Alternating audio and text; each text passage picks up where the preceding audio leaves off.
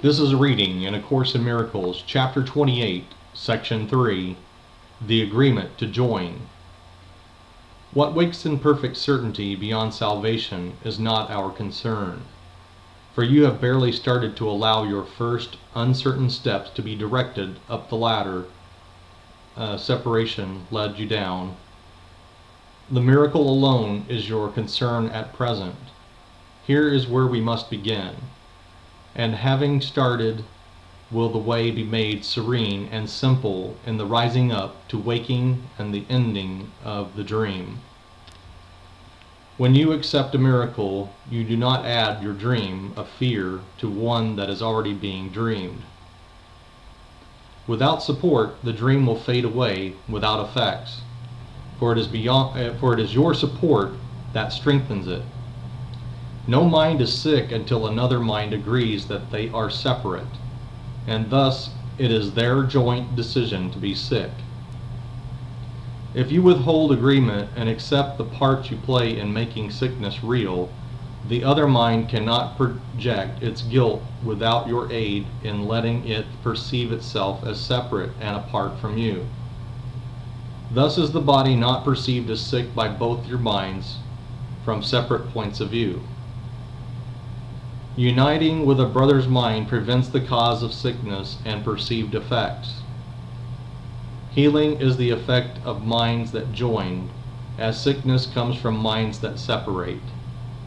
The miracle does nothing just because the minds are joined and cannot separate. Yet in the dreaming has this been reversed, and separate minds are seen as bodies which are separated and which cannot join. Do not allow your brother to be sick, for if he is, you have abandoned him to his own dream by sharing it with him. He has not seen the cause of sickness where it is, and you have overlooked the gap between you, where the sickness has been bred.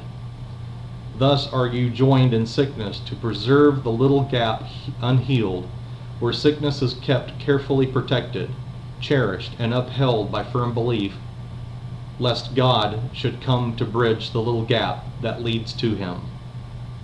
Fight not his coming with illusions, for it is his coming that you want above all things that seem to glisten in the dream.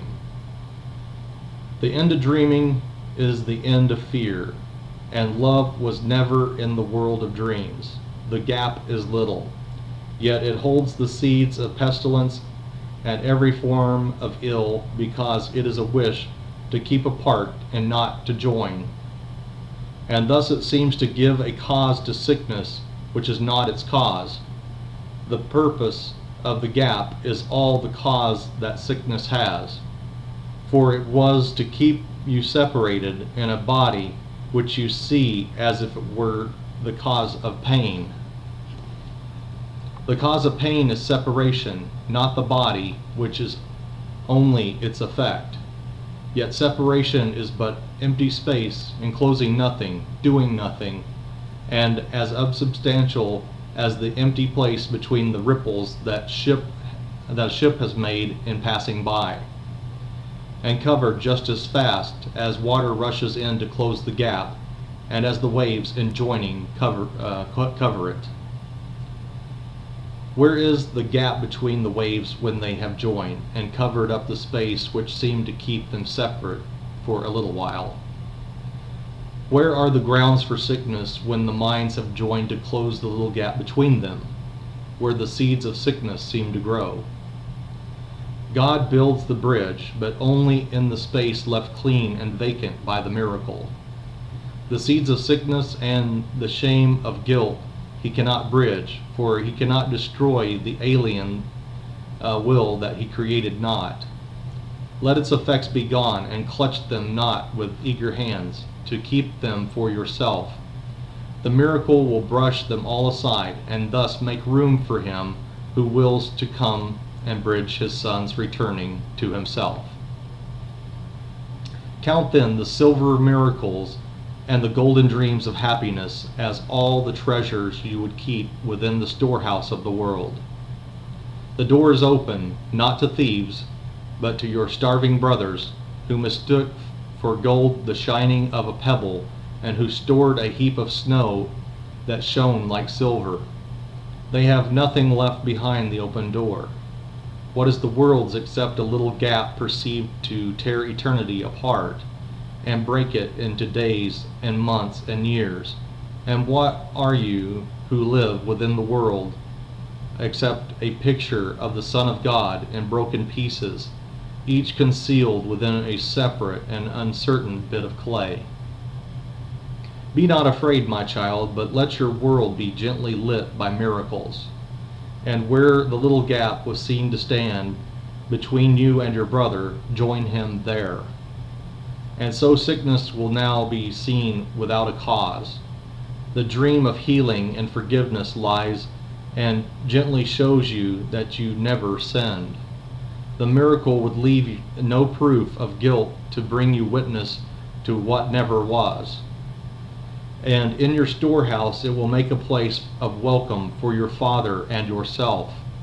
The door is open that all those may come who no longer starve and would enjoy the feast of plenty set before them there. And they will meet with your invited guests the miracle has asked to come to you. This is a feast unlike indeed to those the dreaming of the world has shown. For here, the more that anyone receives, the more is left for all the rest to share. The guests have brought unlimited supply with them, and no one is deprived or can deprive. Here is a feast the Father lays before his Son, and shares it equally with him.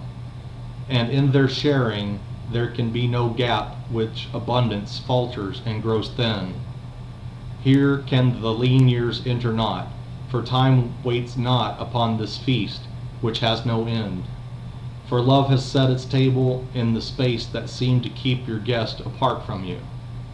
That is the end of the reading in A Course in Miracles, chapter 28, section 3.